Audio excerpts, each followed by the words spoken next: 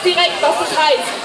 Das motivierte Personal und die moderne Technik der Polizei werden brutal zur Niederhaltung fortschrittlicher Bewegungen eingesetzt.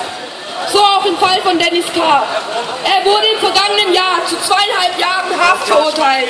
Die Anklage lautete auf versuchten Totschlag, weil er sich mit einer Fahnenstange gegen behelmte, gepanzerte und Reizgas versprühende Polizisten gewehrt hatte.